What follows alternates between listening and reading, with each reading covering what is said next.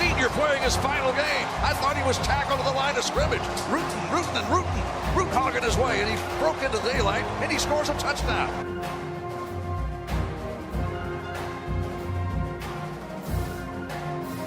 If we don't get penalties, and we don't get fumbles, and we don't get interceptions, we can win the dead-gum ball game. I said, are you strong? They said, I'm strong if you strong. I said, we strong then.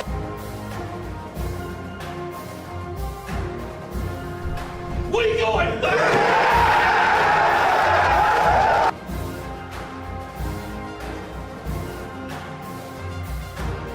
Down to the 50, down the sideline to the 40, down to the 30. He separates. He's to the 20, to the 10, to the 5. Touchdown, Florida State. Let's party, Tallahassee.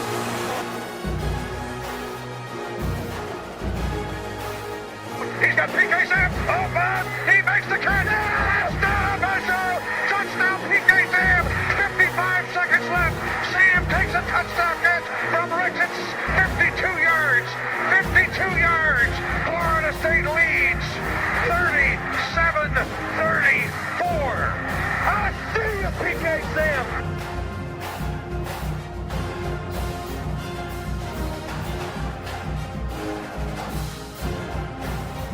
Jump shot, Snare. Good shot. Knowles win. Michael Snare's triple with no time left. Florida State beats Duke 76-73. The little team that could just did.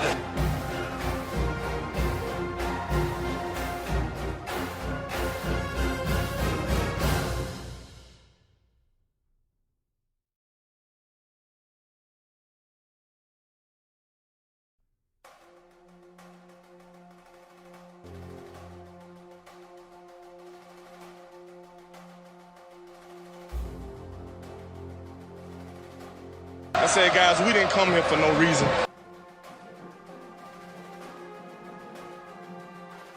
Hey, my brother, put a smile on your face. Okay? Because Florida State, if we gonna do it then, we do it big. Let's go, baby. Here's the snap, handoff on the belly dive, and Stevenson's going to try to root his way in. He breaks through. Got the 10, 5, 3, 2 yards. Touchdown FSU. Yes, Marty Stevenson, senior playing his final game. I thought he was tackled to the line of scrimmage. Root hogging his way, and he broke into daylight, and he scores a touchdown.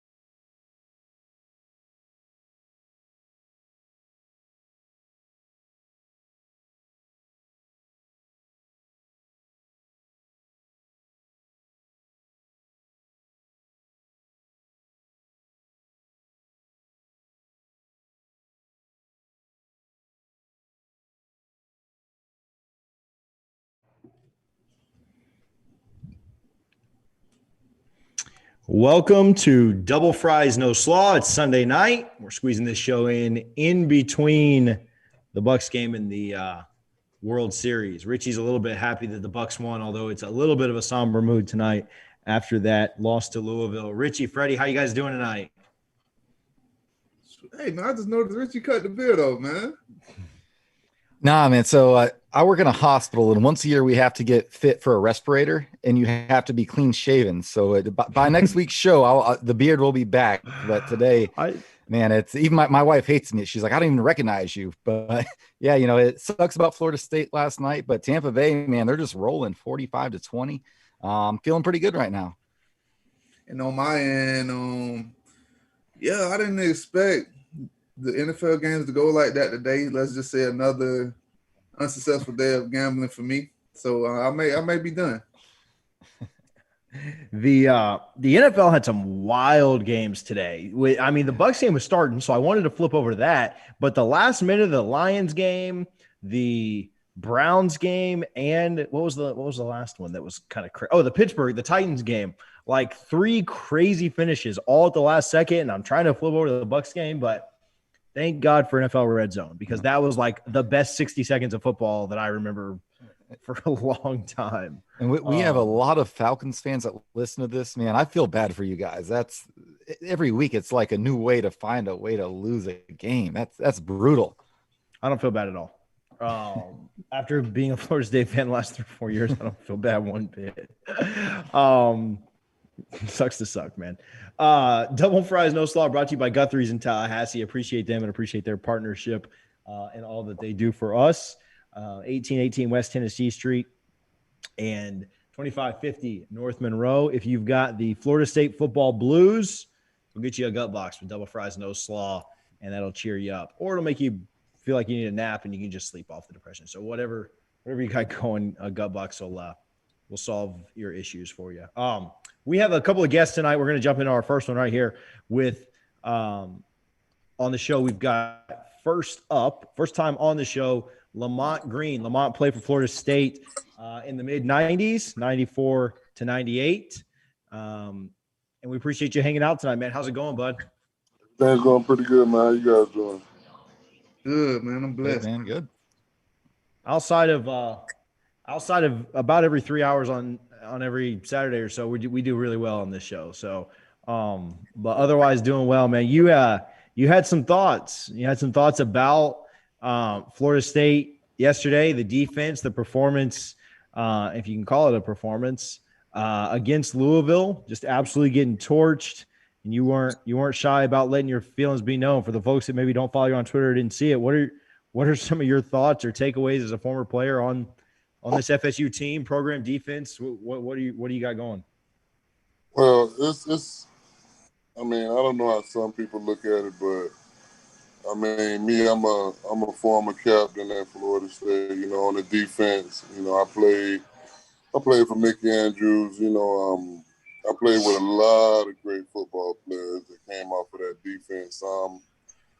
Kind of hard for us to sit back, you know, and just and see what's transpiring, because it seems to me that, you know, we kind of, as FSU fans, you know, we got a different kind of fan pool. We want to play the blame game sometime, and me personally, I don't think the players are just hungry enough, Coach. I mean, I'm not blaming the coaches, because coaches just call plays. You know what I'm saying? It's been some time that I can see if there was a situation we were put in that, you know, the scheme got us messed up a whole lot, but it just seemed like some of these guys just don't have any sense of urgency. You know what I mean? It's different when you're going out and you know what I mean, and you're playing the game and you're hungry. I played with some vicious animals, and I don't mean that in a derogatory way. It seemed like I don't know. I'm just watching that, and I'm watching the games, and I don't see any guys as just. I don't know if because the rules changed or what, man. I don't see anybody bloodthirsty right now. I don't see anybody that's just trying no matter what. Nothing is going to stop them from getting to the quarterback. I don't see nobody trying to knock no snot bubbles out of nobody else's nose. I don't see nobody running up on people, just running up on them and just trying to knock their pads off with correct angles. You know what I mean? Some of it might be coaching, but you got to want to. In Florida State, you got to be in the want to business, because that's the only way it got to work. You got to want it to work, you know? And I just don't. I personally, now last week was something different. Last week they kind of gave me some flashbacks of the old way Florida State plays defense. But then this week, right back to it, you know, right back to the foolishness. So it's just, I don't know. These guys, they got to do something. They got to do it quick. They got to do some soul searching. They got to find out what they want to do, because, man, when I was there, Coach Andrews could have called 11 men on the line. No safeties, no linebackers. We were going to find a way to make it work. So I'm not going for that about the scheme, this, the coach, this, the nah, because it all boils down to you got to want to get after somebody. Ain't nobody getting after nobody. You get after somebody, everything will work. Get after the quarterback, and it'll make everything on the back end easy. How much of it, I mean, I'm kind of with you on the fact that it's effort. I mean, I think you've got a good point that the game has definitely changed. Like you've even seen like the SEC that was always kind of vaunted for its great defense, really kind of take a step back, and things are becoming more offensive. But you could tell a difference between just a change in the way the game is played and guys' effort level, right? Like you would expect that, man, you're not going to have like that just old school 90s defense, like just isn't really around. Even that, like that 2000s defense, like nobody, like even Alabama and these teams are giving up like 40, 50 points a game, right? So like the game has changed, but it looks so much different with our guys because that just effort isn't there, right? So like you could take good offense, and in most sports, good offense is going to be good defense, right? A pitcher throws a perfect pitch, but a perfect hit's going to beat it, right? Perfect defense on Kobe or Michael, but they're still going to hit the shot in your face. So like good offense is going to be good defense, but I think you're exactly right. That's the problem FSU fans have is, I mean, we're not even close on the defensive side of the ball. It ain't like we're just barely getting beat, here and there. It's like every time the team gets the ball, you're like, man, I hope they at least just take 10 plays to score, not like a 75-yard touchdown.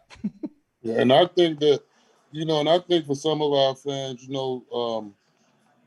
sometimes we're a little bit unrealistic in what we want to see because what we're used to. We're just looking for, me personally, I just want to see improvement. And I want to see, I want to see the big time players step up a little bit because it's just, when I was at Florida State, that's why a lot of people compare it to those times.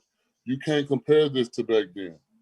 You just can't, because we had, just on my team, I'm just talking about the years I was there, and I'm not going to go through we had Renard Wilson on one side, Peter Bower on the other side. That was, 17 sacks and 21 sacks right there. We had Greg Spires behind those. That was another 10, 12 sacks. We had Andre Wadsworth. We had Julian Pittman. We had Corey Simon. We had Larry Smith. The kind of players that were there then, these guys aren't that. It's just no disrespect to any players, but we don't have 10 defensive linemen that are lined up ready to go. It don't matter who's in the game and what time. We don't have 6 linebackers that's ready to go, that's you can put any combination of them out there and you don't get any drop off. We don't have that with our defensive backs either. So it's just, I think sometimes we're a little bit unrealistic with that portion of it, but I don't think we're unrealistic as a fan base with wanting to see improvement. You know what I mean? And these guys from week to week, we saw some improvement last week. Yeah, we did. But this week, we've seen a drop off back to what we saw before. So I don't know if it's on the road. I don't know if it's, I don't know what it is, but we got to get it straightened out. But one good thing and one silver lining in it, that last week they showed us that they can, that they can turn it on. We just don't know how to get that button pushed. And you kind of spoke on that. I think failure, we all know failure is instrumental in success, but learning how to handle success is important too. And I feel like that's what they struggle with this game. They got that big win, and I don't know your thoughts on it, but I think that big win, they may have got a little too high, and that may have been the reason why we saw what we saw on Saturday. Yeah, that could be too. It's hard to handle success sometimes when you're a young team. When you're a young team and you haven't had a lot of success, when you finally get a little bit of success or a little piece of it, then next week you can have a drop off, and you may be right. That may be what happened. Hopefully that's what happened, and they could get back to the team that played against North Carolina next week, because the team that we saw was kind of the team that we saw at the beginning of the year. You know what I'm saying? Yesterday. And with your squad, I know you were team captain and instrumental lead on that squad. Tell us about how things were with y'all squad, with y'all guys stepping up, the senior leadership stepping up, because I think that's one thing we're missing right now. A lot of these guys, they've been struggling with coaching staffs coming in and out over the past 3 years, so the trust factor is a little iffy right now. So they got to lean on it, senior leadership, for us to be successful. And if they can't lean on it, I don't really think it's going to transition as fast as we needed to transition. We need these senior leaders to step up. So Kind of tell us about how it was with you guys teaching these younger guys what it takes to be successful at Florida State.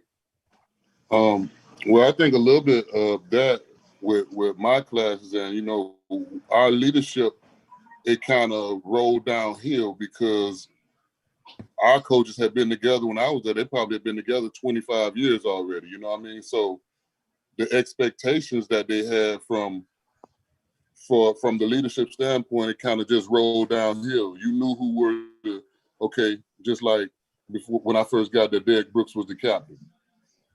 I pretty much knew in a couple years I was going to be in that seat. So I saw what captains needed to do. I watched Derek Alexander. I watched Derek Brooks, you know what I mean? You know, even going to our office, I watched Zach Crocker, you know what I'm saying? I watched Henry Crocker before me. And I knew exactly, you know, how they led and how to be a leader. You know, a lot of times these guys, they don't know how to lead because one thing about it, you can be a leader, but everybody ain't good leaders. You know what I'm saying? Some leaders can lead your ass down the wrong path. You know what I mean? So everybody ain't a good leader, but it just so happened that we came from a long line of just handing over the keys, basically. You know, you already know what to do. You know how to run this ship over here on defense. So now here your turn go, and you make sure these young guys fall in line. And it was easy for me as a leader because, you know, once you get that title and everybody know that you ain't just got the title, you're going to go out there and you're going to do your thing on Saturdays too, you know, and everybody's held accountable because, you know, that was just an expectation for us. We didn't care who was on the field. Whoever got on the field, we was not expecting any kind of drop off. You know what I mean? And I don't know if that's instilled in these guys right now. I just think on defense, I don't know. And, you know, just listening from the outside, I think Marvin's a good leader. I think he's a good leader. I think the guys will listen to him. You know, it's just some things that ain't going right now in the defense. And him and the rest of the seniors, they got to come together and they got to figure out what it is before it's too late. You know, they got to figure out what it is ASAP. Lamont, I forget who it was, but there was a player yesterday after the game that said, you know, one of the biggest problems on the defensive side of the ball right now is that you have everyone trying to, you know, play hero ball. Everyone's trying to make their play instead of just do their assignment, and basically called out his own unit. And is that what you're seeing out there? It's just, are these guys, have they been, you know, they struggled so much? Are they just trying to do too much right now? Or because I look back at that long touchdown runs by Hawkins yesterday, you know, we had three guys in the backfield, but it looked like they're all in the same gap. And then he busted out for a big touchdown run. So is it just the defense trying to do too much, or do they just not know what they're doing right now? When it comes to that, now I'm an advocate of trying to, you know what I mean, I always blame the players. I'm never a guy that's gonna blame coaches, you know what I mean? Mm-hmm. But when we got three guys in the same gap, it's something going wrong. You know what I mean? It's something going wrong. We ain't breaking down to make tackles. There's a lot of things that we're not doing, but these guys didn't start playing football yesterday, guys.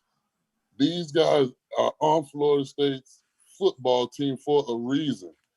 They don't just go and just randomly pick people off the streets and say, hey, come play for Florida State. You know what I mean?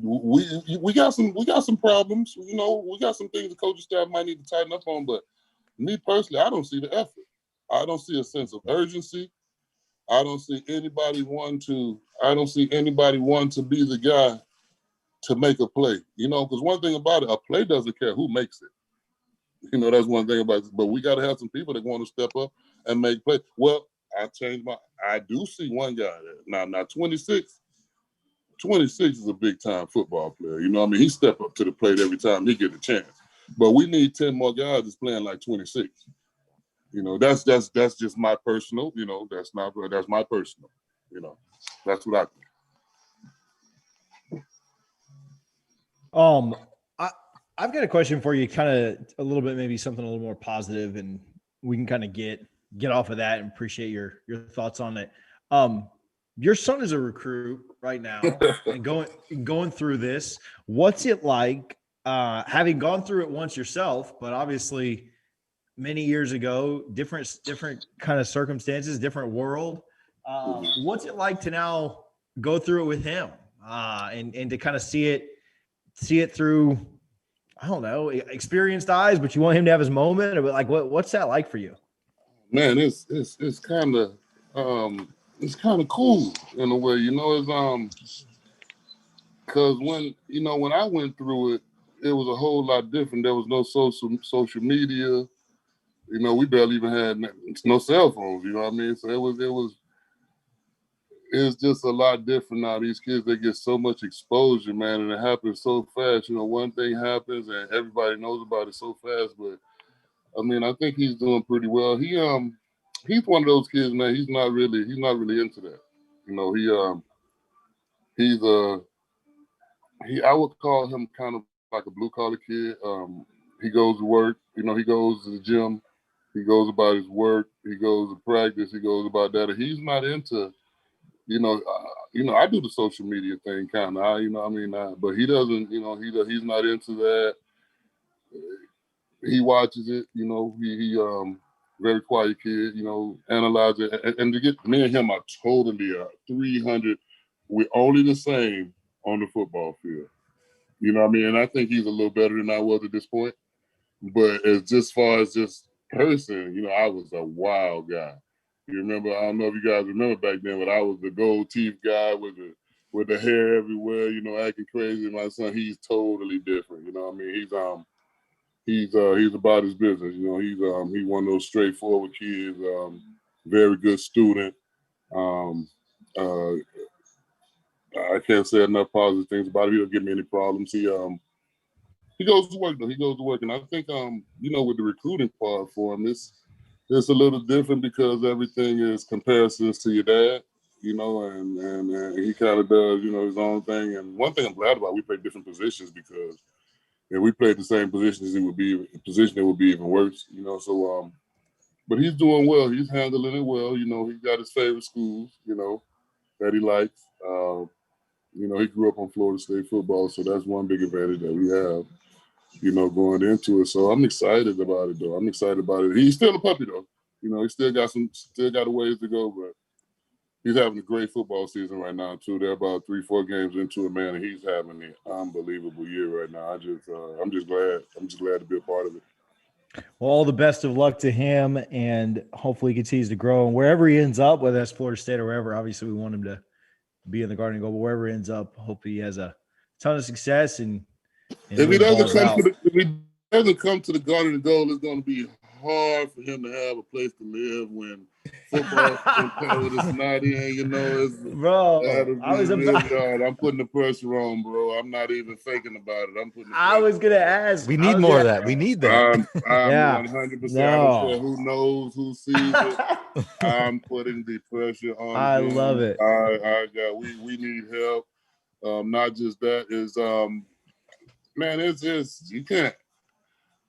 I'm a legacy. I'm all for the legacy thing, man. You know what I mean? Why Florida State's the greatest school in the world. We just having a few problems right now. Why go somewhere else? Why there's no need for that. It's no need for that. But hopefully, you know what I'm saying? Hopefully he'll have his head screwed on the right way and get this thing done. Yeah, no, I was going to ask if you were one of those parents that likes to let them make their own decision. I'm glad that you're pushing him because I would do the same thing. If my kid's good enough to play anything, I'll be like, nah, bro, like this is what you're doing right here. Yeah, and there's no need and I don't even want him to call it. You know how a lot of those kids, I want to wait till the end and I want to announce it at the All-American, but nah. If we're gonna do it, we need to do it whenever you know that you want to do it, let's do it so we can try to get some other guys in with you. We can start recruiting some other kids. You know what I mean? To come in with you. That's because it's crazy that I never understood that wait to the last minute and say I'm going here, I'm going there. It just but to each his own. But I'm going to try to advise him not to go that route. Gotcha, man. Well, we appreciate you taking a few minutes. Don't want to keep you too long. Appreciate you taking a few minutes and chatting with us tonight. Wanted to kind of get your thoughts, and then I love that. I love the talking about your son too. Not be so depressing talking about like what's going on right now. Yeah, but I do want to add a little something before I go, man, because one thing, man. Yeah. I know it's probably not translating on the field right now, but guys, trust me, these coaches, they're doing a great job recruiting, man. they're doing a great job recruiting, because we got to remember one thing. Those guys that are in there right now, those are not their guys. There's not to say that those are bad players that we got, but certain coaches have certain players that fit what they're trying to do, because I'm a coach myself. You know what I mean? So certain coaches have certain guys that fit what they're trying to do. Man, I absolutely love the way they're recruiting. Adams a great, Coach Fuller, he's a great recruiter. Coach Norvell, he's doing a great job. I want them to have a chance, bro. You know what I mean? I want them to have a chance. And if we don't get some sense of urgency out of these players right now, they're giving them a bad look right now. I don't think the coaches deserve what's going on right now, me personally. I think they need to give us a little bit more effort. The fan base, the coaches, the players need to come together, and they got to make it a point upon themselves to make this thing right, to make this thing right. So, but that's one point, because a lot of people don't get a chance to know, because my son is one of the kids that are being recruited, and I think they're doing an outstanding job recruiting, bro. They're doing an outstanding job recruiting, but, now we got to see, now we just want that to show on the field. That's all. Oh yeah. We've had a lot of national guys on. So not just like guys that only cover FSU, and we've asked them their thoughts on Norvell, and that's what they've told us. They've said, like, look, it may not be overnight, it may not be this year, it may not be next year, but like, we believe in Mike Norvell, and we think he's the answer. And so, like, it's one thing to hear it when you're inside this FSU bubble and everything's sunshine and roses and like, oh, my team's the best. But like, when outside national people say it, you kind of like step back and you're like, all right. So, I mean, we're on this. I get a very positive vibe from him. You know what I mean? I get a very positive, but he gives me a feel-good vibe when I'm around him. I met him, when they came down, they met with all the high school coaches and things like that, and some of the former players. I mean, great guy, down-to-earth guy. You can tell genuine people, and I think they got to give him a chance, man. He's going to get rolling. He's going to get rolling soon, and once he gets rolling, I don't think it's going to stop. Yeah, we think we saw a glimpse of it last week. Obviously, it didn't carry over to last night, but I think we saw a glimpse of it last week, and I'm hoping we can kind of maybe catch a few more glimpses of it this year. But I'm with you. I think that will be the case. So, okay, thanks, John. Awesome. Thank you so much, Lamont Green. Thanks for hanging out with us, bro. All right, no problem, man. All right. Appreciate Lamont Green. Hey, if you're watching this, if you're checking it out, if you can share it, retweet, like, tag a friend, post it in a group, send it to a group message, whatever you can do, we'd appreciate it. Follow us everywhere, Double Fries Pod, Facebook, Instagram, Twitter, and then check out our Patreon, patreon.com/doublefriespod. You get some inside stuff there. We have another guest on. I'm going to let Richie introduce this guest, as I just admitted him to the call, and it looks like it's connected to audio here. Richie, go ahead. Yeah, I'm really excited for this one. We have, if you ever took one of his classes at Florida State, universally known as the most, the best professor at Florida State. His class was such a great time for me. I know, Freddie, you took it too. Mark Zeigler, how we doing, Mark? Hey, Richie, how you doing? Hey, Freddie. How you doing? Good. How you doing, bud? Good. Good to see you. Outstanding. Better to have you on here. We were, in our group chat last night talking about who we wanted to bring on today. And we're like, we need some positivity. And who better to bring some positivity to where we're all feeling right now than Mark Zeigler. So, Mark, I just want to jump in. I know the seat. Well, let's go back to this week, because let's pretend yesterday didn't happen yet. What was the vibes on campus after that North Carolina win? Because I got to imagine it felt amazing, like we hadn't seen in years there. Well, you're thinking vibes on campus, no pandemic. Yeah. So it's not a vibe, it's more a vibe, because there's really nobody on campus. There's just not. I mean, it's a ghost town. I can walk from my car to a class and not pass a single student. So that being said, there was still a lot of excitement about the team.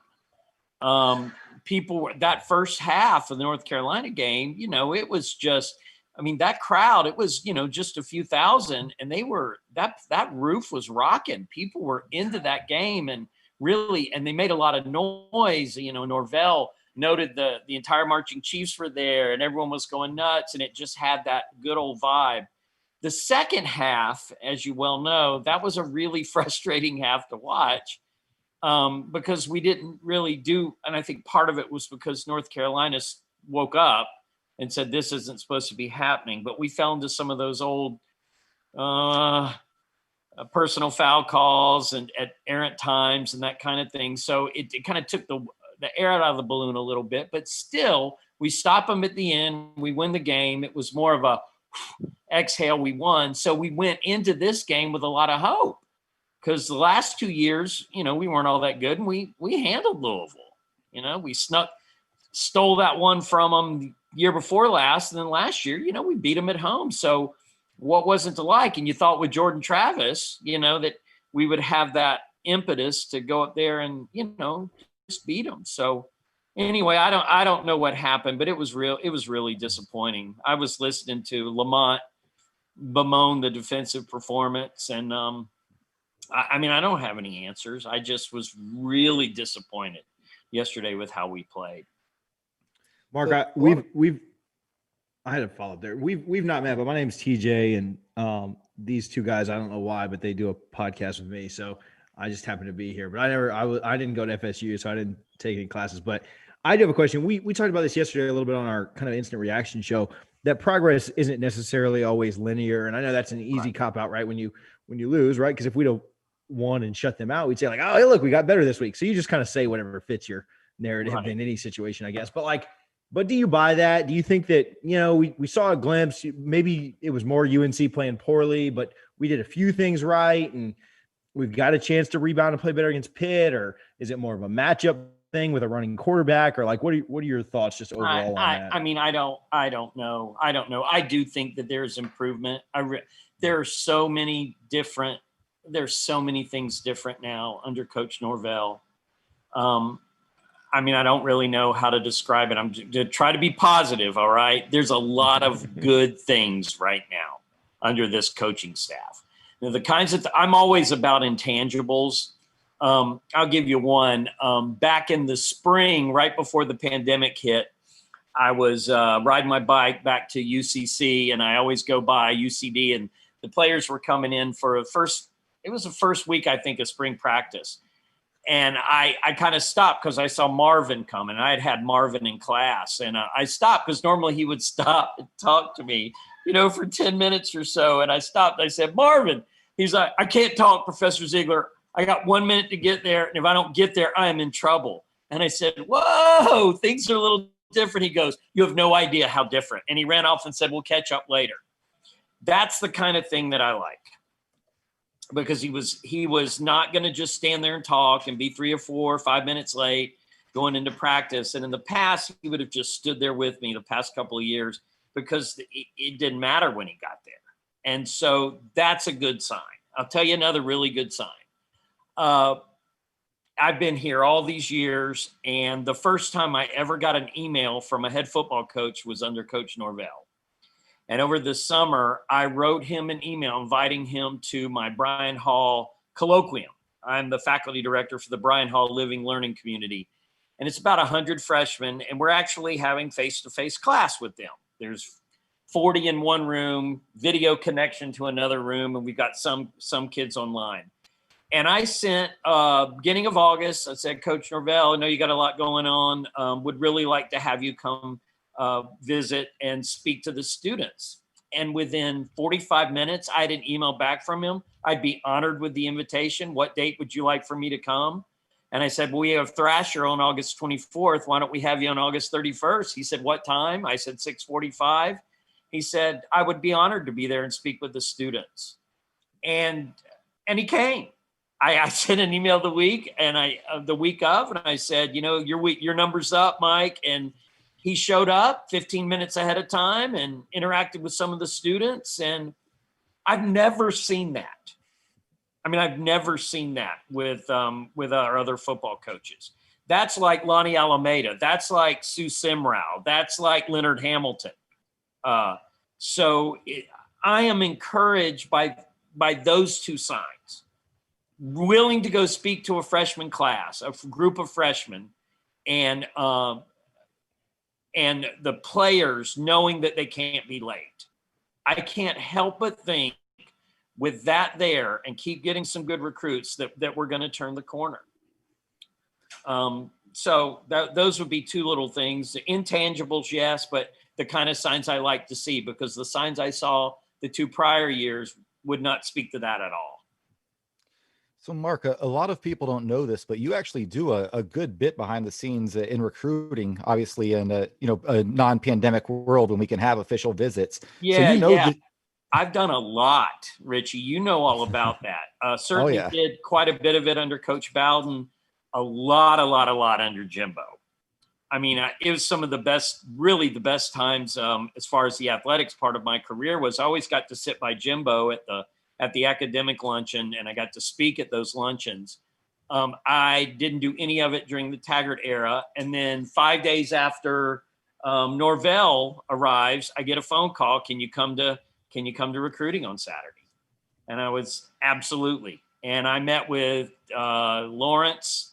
I can never say his last name, the running back. Philly, yes. I love him. Loved his family. Big fan. Yeah. And I met with another young man from Venice, who was my high school, Venice High School. And so got to meet that family, and we had a lot of people in common. But it was such a good feeling at that first recruiting meeting that I got to go to 5 days after Norvell was named. It was like we were back in the Jimbo days. Organization and just really good feelings in that room among the family members and the faculty members that were there. There were a bunch of faculty members there that first day, 5 days after he got there. And so I can't help but think we're going to be better.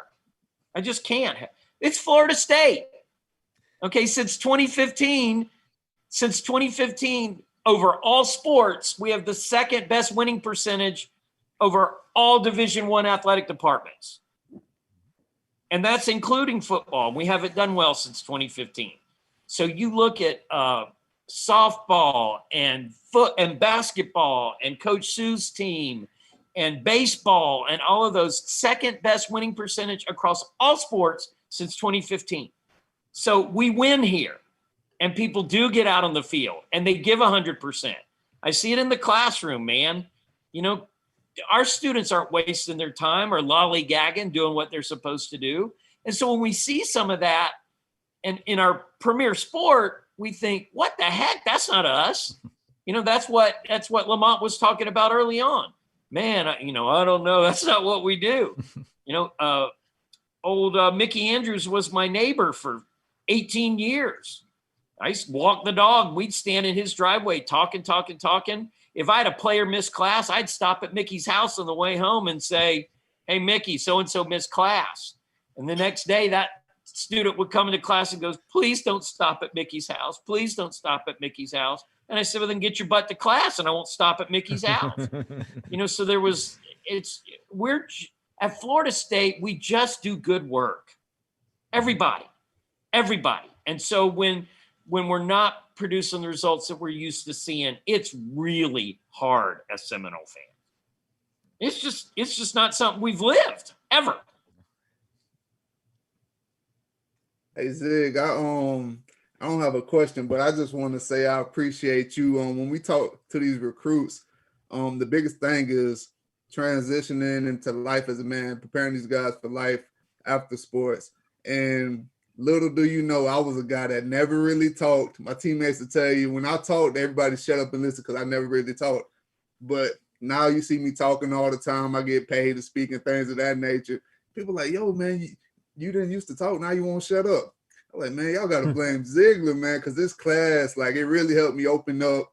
I was hesitant at first, but now, like, man, it's natural to me. And you're a guy that truly loves this school, this university, and you do everything you can. So for all you recruits out there, when you're talking about coming to a school where you can grow, and then you have people outside of the football program that want to see you be successful in life, you're looking at one of them right now. So I just want to say I appreciate everything you do for the program. Well, Freddie, I love everything you did while you were here, and I love your voice now, man. I love to because you're pretty much writing down what I'm feeling at the time, so it makes me feel justified. So I really appreciate it. On that recruiting thing, I always remember I helped recruit Dustin Hopkins, and I was chatting with his wife today during the Washington game when he kicks. I always get nervous when Dustin's kicking, but yeah, he was down between us and Notre Dame, and Dustin could have gone anywhere in the country because academically he was really good, and then he was a great kicker. And do you know why he chose us over Notre Dame? Because we were the only recruiting visit where he met with professors. Really? At Notre Dame, he didn't. And any other place he went, he didn't. And he met with me, and he met with the dean of the College of Communication. And that was why he chose Florida State over Notre Dame, because of that academic involvement in his recruiting. And there's not only me, there are so many professors that are engaged in this. Paul Cottle from physics, and Joe Calhoun from economics, and Mark Curley from chemistry, and, Pam Robbins and Maxine Jones from history, Billy Close from criminology. We've got, just so many faculty members that get the big picture.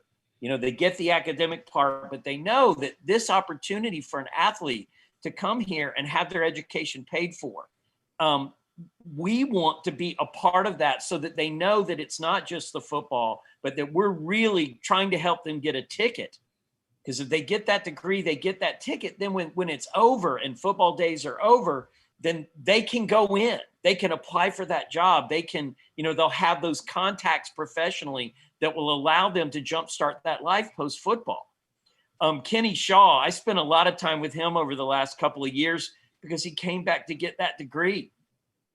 And he would always be sitting outside the testing room, going to the testing center.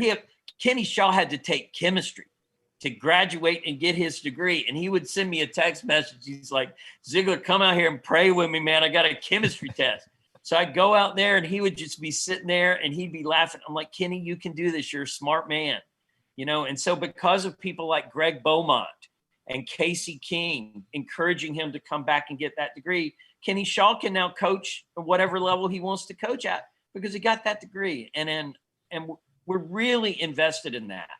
And the emphasis that Norvell is placing on that is unlike things we've seen in a long time. So I'm really, really encouraged. I know we got to win games, but Norvell's going to get us there. I just believe he will. We were talking about that with Lamont. I don't know how far into you watched, and I'm not sure if you've caught any other pods, but we hear that from FSU people, and I'm not saying we don't believe you, but we hear that from FSU people, and it's always sunshine and roses, right? Because you're always going to look at it. But we've heard that from a lot of national people. Every national guy we have on, whether it's Andy Staples or Barrett Salee, or we asked Mark Enos, who is a Louisville guy this week, they all say, yep, Norvell's the truth. Norvell's the answer. It may not be this year, may not be next year, but it's coming. It absolutely agree. And we're just impatient. We just want it now. Well, we do. But his communication is so good, and he's so thorough. And he's opened his arms and embraced the university. He was only here 3 months before we shut down, and he seems to get us. He knows what our strengths are, and he wants everyone to be a part. I can't imagine how frustrated he is not being able to bring faculty out to practice and not being able to have, guest faculty coaches, because that's the kind of thing that he does. Oddly enough, after he was named our head coach, I went to the Cotton Bowl back in the holidays to watch Penn State and Memphis because I actually was a guest of Dustin for the Washington Cowboys game at New Year's.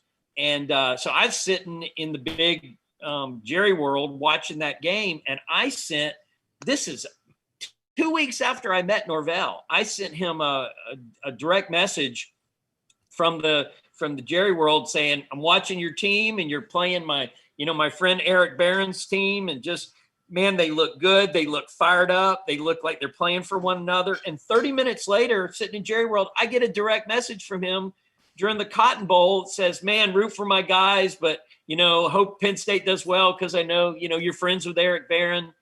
That's a month after he arrived at Florida State. and he already had pieces of the puzzle he was putting together. He didn't have to do that. He didn't have to write me back. I'm nobody. I met him for 5 minutes. I sent him a direct message and he writes me back immediately. I mean, I am in. If he needed me to come to practice and suit up this week and play on the defensive line, I would sacrifice my body for that guy because he wants what's best. He just wants what's best. Yeah, and we had one of his former players from Memphis, Kardarian Jones, come on the podcast before the season, and he was just, very adamant. He wanted to come onto the podcast. We reached out to him, but he's like, yes, I want to talk to the Florida State fans, let them know what kind of man they have. Because he talked about how he didn't really buy in at first when because he wasn't recruited by Coach Norvell, but he played for him for 4 years. Right. And he said that he's like, I didn't really buy in, but once I got to know this guy and when I saw how he runs a program, he's like, give it time, Florida State fans, because unfortunately this is a rebuild. It's a multi-year rebuild. We know that's where we're at, but I know everyone on this podcast, Freddie, TJ, myself, we are huge Mike Norvell fans. Oh. And to hear you kind of give us some behind the scenes stories like that just gets me more excited and validates my opinion that I do think we have the right guy in charge right now. Richie, I've got another story that's right down your alley. When Mike, when Coach Norvell, I can't call him Mike yet. We're not that close. But when Coach Norvell came to my class, he told the story when he was a sophomore playing college ball. And there was this older gentleman that was on the sideline just watching him play, and he was at a smaller school. He said that older gentleman just watching him play. And Mike Norvell said, the team would run off. And he says, I don't know why, but I just went over and I started talking to him. He became my friend. So when he was at practice, I'd go over and say, how you doing, bud? Good to see you. And anyway, the point is that guy that was watching their practice was really good friends with Gus Malzahn. And so when Mike decides to go into coaching, that guy recommends him to Gus Malzahn, and that was Norvell's conduit into the coaching world. And he was telling the class that everyone you interact with is important, and you should go and meet people. You should say, hi, my name is Richie. I'm in your class. Anyway, it was really inspiring about how he was lucky that he had parents and coaches that taught him how to do that. And so a week later, I had this young lady send me this email, and she was in there in the class. And she said, Mr. Zeigler, I just want you to, if you could pass along a note to Coach Norvell. He really inspired me the other day, and I got a hold of a teacher, and I'm going to start doing some research with that teacher. And I would have never done that. Please tell Coach Norvell that I'm part of the climb too.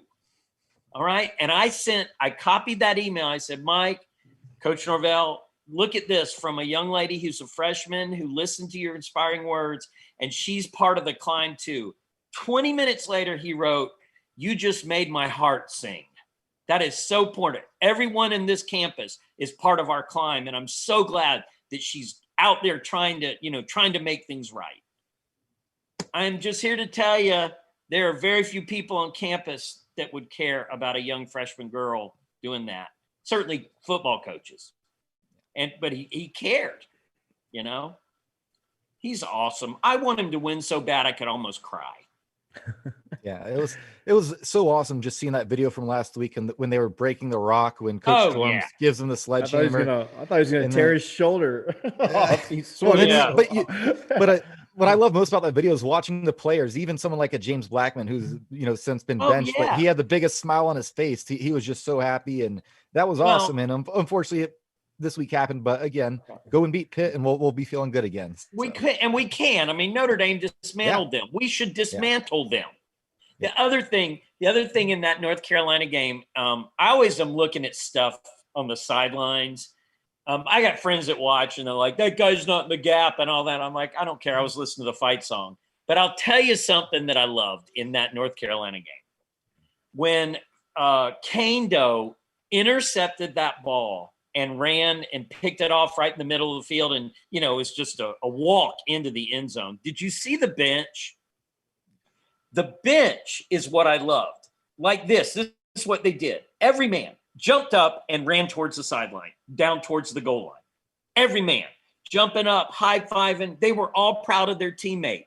Y'all, we haven't seen that in a long time. Yeah. Well, it looks And like Coach Hamilton's team, man. When we had John Isaac on the bench, probably the best player on the team, just going nuts for someone else who makes a basket. So absolutely, it's very much like what Hamilton instills. But that's when they weren't. They're not. Your guard is down, and a play like that's just automatic. And when you see 70 players jump up and run towards the goal line to congratulate Kane Doe, that means the stuff being done behind the scenes is taking effect. Because if it's not, they just sit there and look up, and then look up at the screen to see what happened. They didn't look up the screen. They ran down towards the goal line to congratulate their teammate. That's all I needed to see. Speaking of Coach Hamilton, I think that's a good transition point, and we don't want to keep you too long. But speaking of Coach Hamilton, how excited are you for basketball to come back? Are they not? I know there's a lot of great coaches and a lot of great programs, but they're fun. They're the best. They graduate the first day of class. They come up to you and they introduce themselves. Hi, my name is, and I'm going to say Michael Ojo because he was my buddy. Hello, Professor Zeigler. My name is Michael Ojo. Most people call me Ojo. Here's a schedule. We'd love to have you come to some of our games. Let me know if you come so I can wave at you. And then he says, if we're going to miss class, I'll let you know ahead of time. And I'll get a fellow student to get my notes. I mean, that's just not normal. I mean, I love Freddie, but Freddie didn't do that. Call him out. Just, that stuff that those things where they get the big picture. But we've seen that from basketball since early 2000s, and they all graduate. Every single one of them, they graduate. Yeah, well, one of my favorite stories to tell about my time at Florida State is when I don't know if you remember my buddy Weston, who had class with you. Poundstone. Yeah. So we drove up to Chapel Hill on like a Tuesday night to go to North Carolina for the game. Drove back through the night and went to your class in the morning, and it's because again, Coach Hamilton, first of all, he knew we were big supporters of the Null Zone and gave us seats right behind Florida State's bench, which is awesome. But also, we didn't want to miss your class the next day because it's one of those classes where like we are excited to go to it and wanted to be there. Well, you need to get out more, Richie. Let me tell you a great old story from Warwick Dunn. 95, we lose that first ACC game. Our little pups, so you don't remember this. Yeah. But Warwick Dunn ends up 2 inches short. I'm watching the game with Mark Mullaney, who ended up being our associate athletic director, and guy that's now associate athletic director of Virginia Tech. I mean, he was one of our football academic advisors. We are so sad. That game ends at midnight. We've got to go to school the next day. My buddy Chris Helms, who's now at Virginia Tech, gets to his office at 6:30 the next morning. Okay? 6:30, because I think that was a Thursday night game. And who is sitting outside of his office for an office hour at 6:30 in the morning? Warwick Dunn. Wow. He was the one who'd come up short in that first loss. It was the biggest highlight of, the last 5 years of college football. And Warwick Dunn is there to meet with his academic advisor the next morning, 3 hours after he arrived back from Charlottesville, Virginia. That's Florida State. That's probably one of the best ambassadors ever for the program. Ever. We could do an hour on him and just everything he's done from. Yeah, he became a man at a very young age, and man, he's one of the reasons I became a Florida State fan. Absolutely, people like that. I mean, and again, I can just go through the names: Reggie Freeman and Sam Cowart, and Renard Wilson and Shade Tree, and those guys. Later on we had Myron on. Yeah, I was thinking Myron. Oh my gosh, absolutely! How great is that? Sheesh. I mean, it's just, it's just with so many things to be proud of. And oddly enough, our culture is so wrapped around football, and so we all feel like the sky is falling. But every other sport is at the top of their game. Yeah. Every single one. So we're going to have to be patient. We've got to root for them. We need to be positive on social media. I mean, it's sad to me, some of the stuff I see on social media. And I went negative last week and someone called me on it. And I had to take that tweet down. We've got to be positive. Jimbo used to call it noise in the system. You got to eliminate the noise in the system. And a lot of the noise is us. And if we're negative, those are young guys. It sucks the life right out of them. We got to be positive. We need to say, Coach, we're behind you. We'll be at the Pitt game. Happy Halloween. Have fun with your family. We will be there, and we will have our mask on, and we're looking forward to beating Pitt. We got to be positive. We can't just say, anyone want my tickets because we're going to lose to Pitt now. That negativity, that just sucks the life out of it. And it's a game. We have people dying all over the place. And it's a game. That's a gift. We should, be supporting that team and safely watching them and rooting for them. Yeah, we all 3 months ago, none of us knew if we'd be watching college football or not this year. So like how you lucky said, are we? It's a blessing that we still get to turn it on every Saturday. And there's still 5 games left. And, outside of Clemson, you can beat all of them. So there's still a lot of opportunity out there this season. So it's tough because as Florida State fans, I feel like we make every week a referendum on what the state of the program is right now, when let's just enjoy it. Like TJ said, progress may not be linear. Right. And, I know we were a little negative yesterday in the instant reaction, but come on, it's an instant reaction after a 32-point blowout. Richie, but we are so spoiled. We are, spoiled. You want bad? In 1973, when I was in elementary school, we were 0-10. All right. I was the biggest Seminole. I was the only Seminole fan in my school. We go to the final game, FSU at Florida. We're 0-10, and we lost 49-0 to Florida to go 0-11. You guys don't know bad. That's like that. bad. It is funny. It is funny how reactionary we are. I'm a big Lightning fan. I'm a big Lakers fan. I'm a big Rays fan. Like, all my teams are winning championships and my football team loses a game. And I'm like, dude, my life is terrible. Like, I don't know where to go. I don't know what to do. Listen, it's not terrible. We're Florida State. We go 0-11. We're still Florida State. Yeah. I mean, we're not having a good year. We've been primetime games. People celebrate like they've conquered Goliath, and we're not even very good right now. And they go nuts when they beat us. That's a compliment.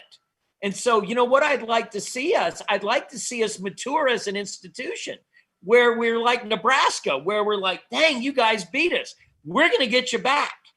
To have some, recognize the historical significance and not be so immediate gratification.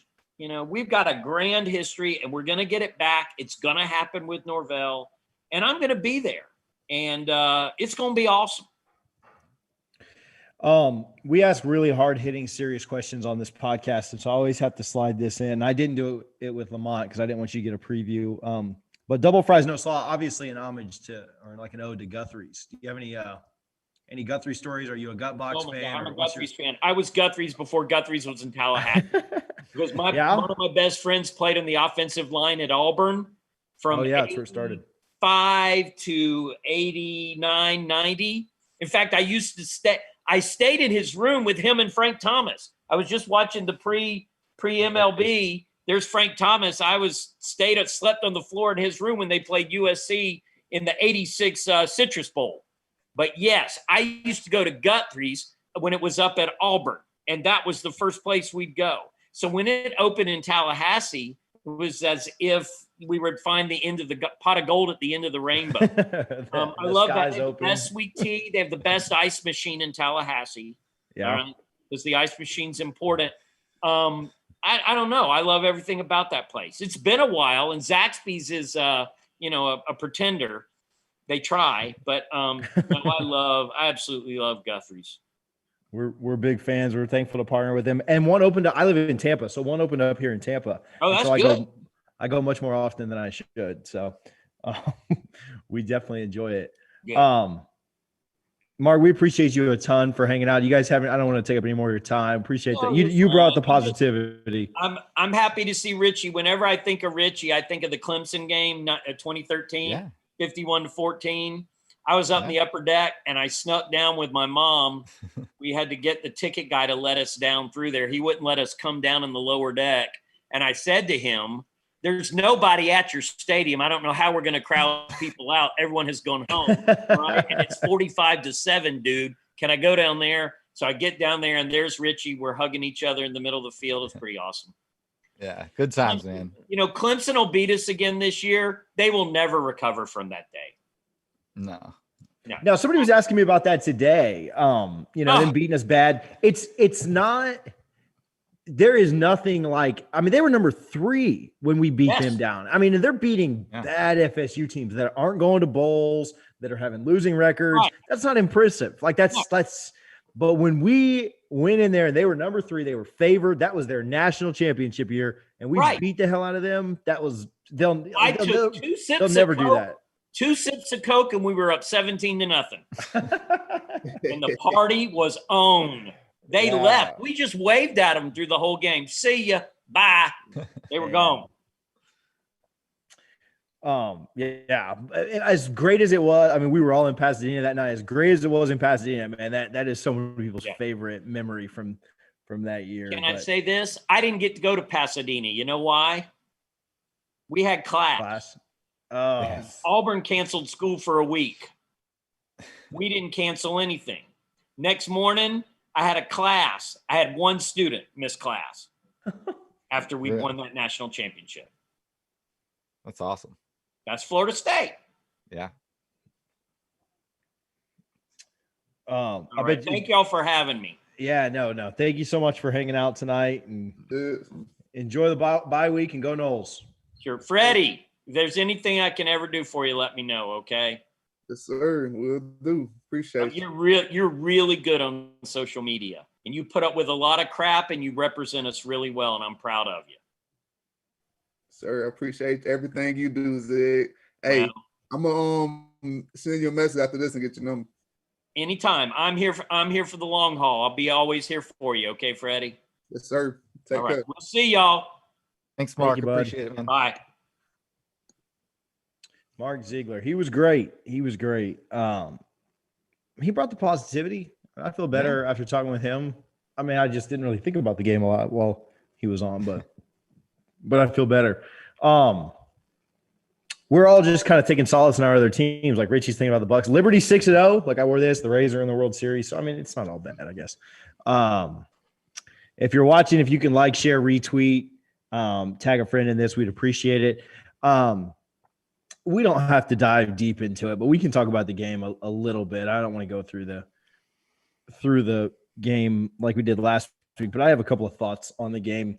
As bad as it was, I think Florida State is very close to making the game look respectable, and it was really had everything to do with our offense. We got stopped on a 4th and 1 inside the 1 yard line, missed a field goal, had an interception tipped up and picked off, and really had another chance to score too. If you convert on 13 points of that, then you're looking at like a 29-48 game. Still not great, but it just looks a little bit more respectable. Louisville's got a good offense. So I think the offense is close. The offense the difference between the offense and the defense to me is the defense doesn't look like they're close at all. The offense looks like they did decent yesterday and just couldn't finish drives. So to me, I mean, it's not a great performance by the offense by any means. It's bad because you have to finish, but I think the offense is a lot closer. Travis stayed pretty healthy. He'll have the bye week. And I think that Pitt's not very good. You know, we look at these last 5 games and we're going to lose to Clemson, but then you play everybody else on the schedule and none of them have really good offenses or offenses that are even close to Louisville's. And so that's kind of my hopefully saving grace is that I think that the defense will look better because we play worse offenses and the offense will continue to grow and do better. I think the offense really probably should have scored 21, 24 points, which again isn't enough, but looks better. Harlan just put this in the chat too. We dropped touchdown at the end for Purdy. So yeah, we could have scored 35 points yesterday and left a lot of points on the field offensively. Even with that, you know, you still lose by 2 scores because the defense was so bad. What about you guys? What are your thoughts after it being 24 hours before we played, since we played? Yeah, I just my biggest issue with yesterday. The defense is what it is. They've struggled all season. The numbers they've gotten put up on them. But the receivers, I think we need them to take a step forward with Terry being out. We had guys struggling. You even seen it last week. Warren Thompson, the big catch he had against UNC, he beat the guy offline. And this is a guy that has all the talent in the world. And he fades away, and he puts himself in a bind to where now he's close to the sideline and makes it hard job to make the catch. But Travis made a great throw in that game. He did the same thing this week. We had a few other guys do it. Against these great teams, you beat these guys off the line, you got to stack them all because they're going to recover, and they're taught to press you out of bounds. Like, they're going to use that sideline as an extra defender. So these guys, they got to know that, and I know it's being taught to them. It's just about doing it. They can't get into it with Warren Thompson. The guy can run like a wind in the wind. He beats you off the line, you're not catching up with him. But now he's putting himself in the bind to where now he can't make a play because he's taking himself out the play just by running out of bounds and fading away. You'll see it tomorrow on the extra sauce segment. It was disappointing to see in 6. He's usually our reliable guy. He had a tough game yesterday. I know he's going to bounce back. You don't usually see that from him. He came up big for us last week, but we'll need to see those guys step up for us to have a win against Pitt this week. Well, after the bye week. Yeah, I think the receivers were definitely the most frustrating part of the game because it seemed like it was all game long, just dropping catchable passes. And I think we knew coming into the game that this offense, it's not built really to play from behind. When Jordan Travis throws the ball 32 times, I think that's bad news for this team, just because that's not, what we want to do. Because both Toafili and Webb, I think they had 9 and 7 carries, but they were both over like 6-7 yards a carry. We just didn't, stick with the game plan or with the ground game. But when you get behind so quickly, when the defense is giving up touchdowns of like 70 yards, 55 yards, 40 yards, all back to back to back, it's, it puts the offense in a bad spot. And luckily, outside of Clemson, we're not going to play another really good offense this year. I knew at Louisville, their record is what they were, but we said going into this, we knew they had some talented players. But again, Pitt, they're coming off a humiliating loss to Notre Dame, so we both get a bye, and I think it's a really good opportunity for this team to, take that next step up. Again, the progress is not linear, but we can take another step forward against Pitt, and hopefully we do. Yeah, I think that the bye week comes at the perfect time, whether we had won this or lost this. Travis was a little banged up the game before this, the week before this. You're coming off a pretty tough loss. Bye week comes at a good time. I think that, again, Pitt will play better than they did against Notre Dame, just like Louisville played better than they did against Notre Dame. They also get the benefit of the bye week as well. But I think that, it's a very, very winnable game for Florida State. I know Richie said he hates the FPI, and I totally get that. But we have a better chance to beat Pitt than anybody else left on the schedule, according to ESPN. So I think that as bad as we feel right now, Pitt fans feel the same way, maybe worse. They're not a great team. We're not a great team, but we get that game in Tallahassee, and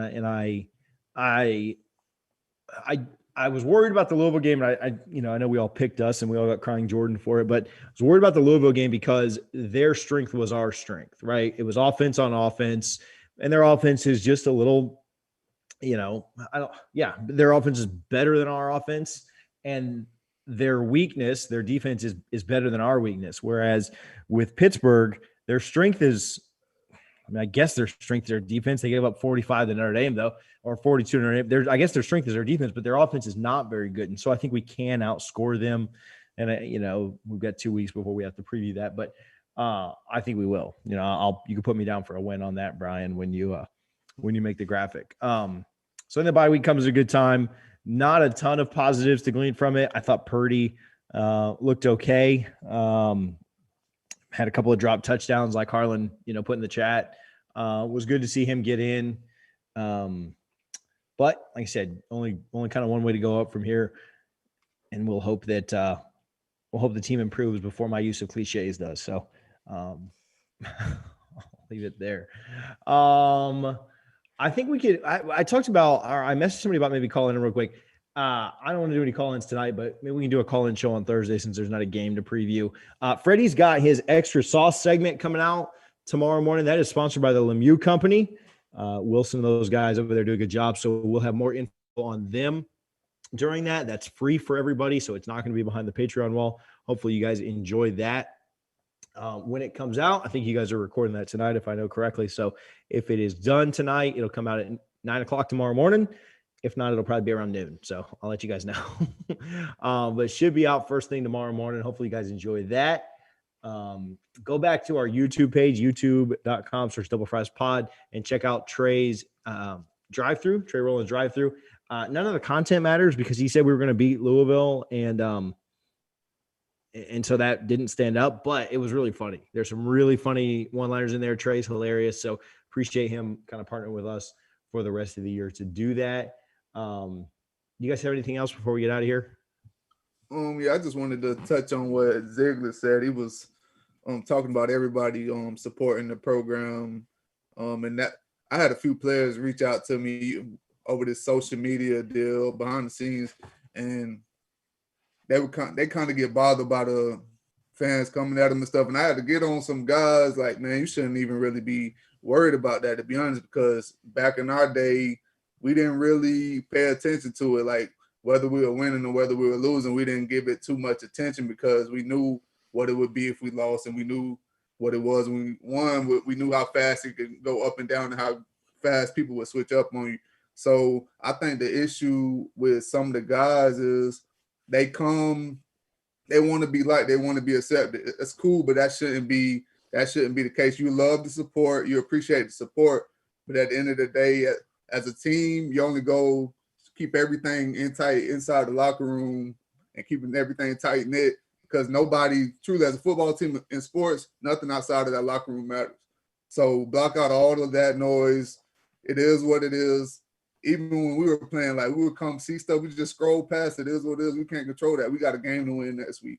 So I'm not worried about that. So these guys, the ones I talked to today and the other guys that are struggling with it, y'all make sure y'all studying film, getting ready for Pittsburgh, because y'all showed us for 2 halves what we can do against UNC. And I'm not, you feel me, I'm riding with y'all till the wheels fall off. I believe y'all can step up. So y'all got to show us at this point. I know we still got some players that can make plays. It's just about blocking out that noise. Our heads are in the wrong place. We coming on Twitter, arguing with fans, arguing with former players. We got to get back refocused. I feel like we kind of got too high for the UNC game, started feeling ourselves, and we got let down this week. Yeah, we talked about, we'll talk more about the schedule as we go, but, I think the Pitt game is very winnable. The NC State game is winnable. Isn't there? I think their quarterback is down.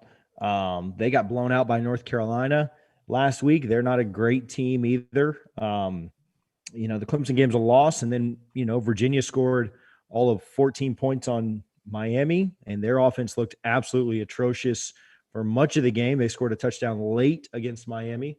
And then the Duke game, Duke is not very good, right? So all those games are winnable. They're all losable. We could finish this season 2-9, or we could finish this season 6-5, or probably somewhere in the middle, right? So, it'll be on what gets fixed during the bye week and where do we go from here. So that's all I've got for tonight. Richie, Freddie, who wants the song? I played Sound of Silence to get us out. Let's get something a little more exciting than that. Who wants the song to get us out of here tonight? I took Thursday, so I'll let Freddie get this one. Let's see what I got, man.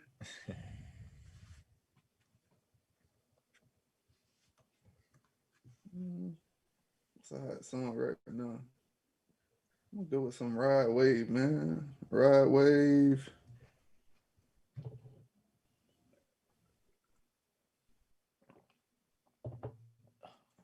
Smile. Yeah. Smile by Ride Wave. All right.